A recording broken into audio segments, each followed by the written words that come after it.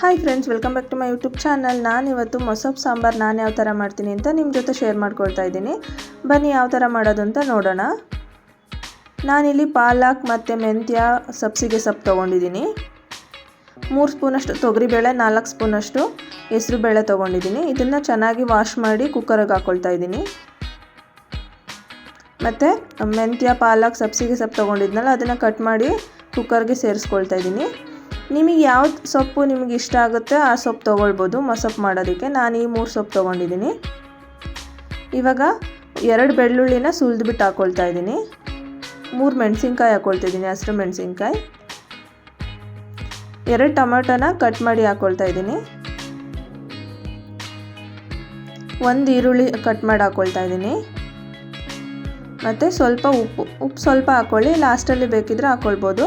ಅರ್ಧ ಸ್ಪೂನಷ್ಟು ಅರಿಶಿನ ಮತ್ತು 2 ಗ್ಲಾಸಷ್ಟು ನೀರು ಹಾಕ್ಕೊಳ್ತಿದ್ದೀನಿ.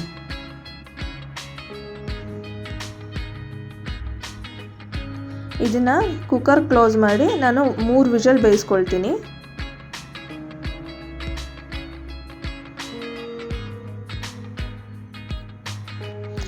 ನೋಡಿ, ನಾನು 3 ವಿಷಲ್ ಬೇಯಿಸ್ಕೊಂಡಿದ್ದೀನಿ. ಇವಾಗ ತಣ್ಣಗಾದ್ಮೇಲೆ ಓಪನ್ ಮಾಡಿ ತೋರಿಸ್ತಿದ್ದೀನಿ.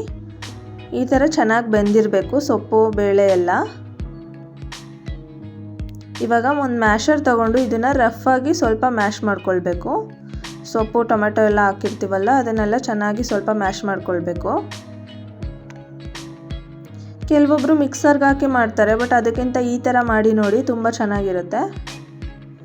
ನೋಡಿ, ಇವಾಗ ನಾನು ಸ್ವಲ್ಪ ಮ್ಯಾಶ್ ಮಾಡ್ಕೊಂಡಿದ್ದೀನಿ. ಇದನ್ನು ರೆಡಿಯಾಗಿದೆ ಇದು. ಇವಾಗ ಖಾರ ರುಬ್ಕೊಳ್ಳೋದಕ್ಕೆ ಮಿಕ್ಸರ್ ಜಾರ್ಗೆ ಸ್ವಲ್ಪ ತೆಂಗಿನಕಾಯಿ ತುರಿ ಹಾಕ್ಕೊಳ್ತಿದ್ದೀನಿ. ಕಾಯಿ ಒಂದು ಚಿಕ್ಕ ಬೌಲಲ್ಲಿ ಒಂದು ಬೌಲ್ ತಗೊಂಡ್ರೆ ಸಾಕಾಗುತ್ತೆ. 2 ಸ್ಪೂನಷ್ಟು ಸಾಂಬಾರು ಪೌಡರ್ ಹಾಕ್ಕೊಳ್ತಿದ್ದೀನಿ. ಇದು ಮನೆಯಲ್ಲೇ ಮಾಡಿರೋ ಸಾಂಬಾರು ಪೌಡರ್. ಮತ್ತು 1 ಸ್ಪೂನಷ್ಟು ಖಾರದ ಪುಡಿ ಹಾಕ್ಕೊಳ್ತಿದ್ದೀನಿ. ಇದನ್ನು ಸ್ವಲ್ಪ ನೀರು ಹಾಕಿ ನುಣ್ಣಗೆ ರುಬ್ಕೊಳ್ಬೇಕು, ಸ್ಮೂತ್ ಪೇಸ್ಟ್ ಮಾಡ್ಕೊಳ್ಬೇಕು. ಇದನ್ನು ನೋಡಿ, ಈ ಥರ ಚೆನ್ನಾಗಿ ರುಬ್ಕೊಳ್ಬೇಕು.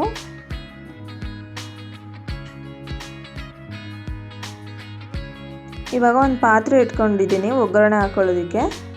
3 ಸ್ಪೂನಷ್ಟು ಎಣ್ಣೆ ಹಾಕ್ಕೊಳ್ತಾ ಇದ್ದೀನಿ.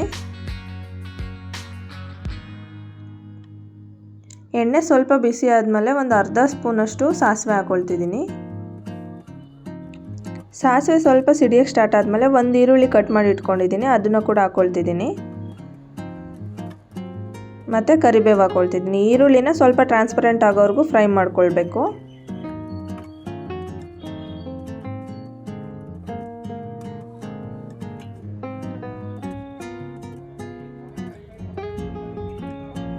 ಇದು ರೆಡಿಯಾಗಿದೆ. ಇವಾಗ ಖಾರ ರುಬ್ಕೊಂಡಿದ್ನಲ್ಲ ಅದನ್ನು ಕೂಡ ಇದಕ್ಕೆ ಸೇರಿಸ್ಕೊಳ್ತಿದ್ದೀನಿ. ಖಾರ ರುಬ್ಬಿರೋದನ್ನ ಸೇರಿಸ್ಕೊಂಡ್ಮೇಲೆ ಇದನ್ನು ಸ್ವಲ್ಪ ಚೆನ್ನಾಗಿ ಕುದಿಸ್ಕೊಳ್ಬೇಕು. ಹಸಿ ಖಾರ ಆಗಿರೋದ್ರಿಂದ ಸ್ವಲ್ಪ ಚೆನ್ನಾಗಿ ಫ್ರೈ ಮಾಡ್ಕೊಂಡು ಕುದಿಸ್ಕೊಳ್ಬೇಕು. ಇದನ್ನು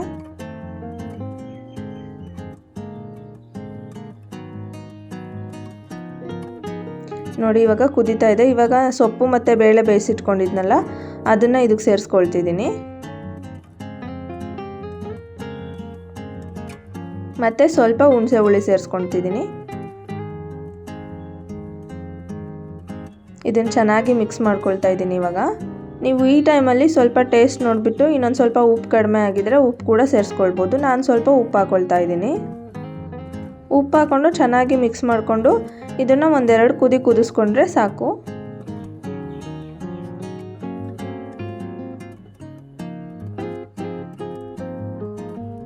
ನೋಡಿ, ಒಂದು 2 ಮಿನಿಟ್ಸ್ ಬಾಯ್ಲ್ ಆಗೋಕ್ಕೆ ಬಿಟ್ಟಿದ್ದೀನಿ. ಇವಾಗ ಇದು ರೆಡಿಯಾಗಿದೆ. ಸಾಂಬಾರು ಕುದೀತಾ ಇದೆ ನೋಡಿ. ಇಷ್ಟೇ ಮೊಸಪ್ಪು ಮಾಡೋದು. ತುಂಬ ಈಸಿಯಾಗಿ ಮಾಡ್ಕೊಳ್ಬೋದು, ಆದರೆ ಟೇಸ್ಟ್ ಅಂತೂ ತುಂಬ ಚೆನ್ನಾಗಿರುತ್ತೆ. ನೀವು ಕೂಡ ಟ್ರೈ ಮಾಡಿ ನನಗೆ ತಿಳಿಸಿ ಯಾವ ಥರ ಬಂತು ಅಂತ. ಅನ್ನ ಮೊಸಪ್ಪು ಸಾಂಬಾರು ಜೊತೆಗೆ ಸ್ವಲ್ಪ ಮೊಸರು ಹಾಕೊಂಡು ಊಟ ಮಾಡ್ತಾಯಿದ್ರೆ ತುಂಬ ರುಚಿಯಾಗಿರುತ್ತೆ. ನಾನು ಸ್ವಲ್ಪ ಪಾಲಕ್ ಎಗ್ ಬುರ್ಜಿ ಕೂಡ ಮಾಡ್ಕೊಂಡಿದ್ದೀನಿ. ನೀವು ಕೂಡ ಟ್ರೈ ಮಾಡಿ, ನಿಮಗೆ ಕೂಡ ಖಂಡಿತವಾಗ್ಲೂ ಇಷ್ಟ ಆಗುತ್ತೆ. ಈ ವಿಡಿಯೋ ನಿಮಗೆಲ್ಲ ಇಷ್ಟ ಆಗಿದ್ರೆ ಲೈಕ್ ಮಾಡಿ, ಶೇರ್ ಮಾಡಿ, ಮತ್ತು ನನ್ನ ಚಾನಲ್ನ ಸಬ್ಸ್ಕ್ರೈಬ್ ಮಾಡ್ಕೊಳ್ಳಿ. Thanks for watching.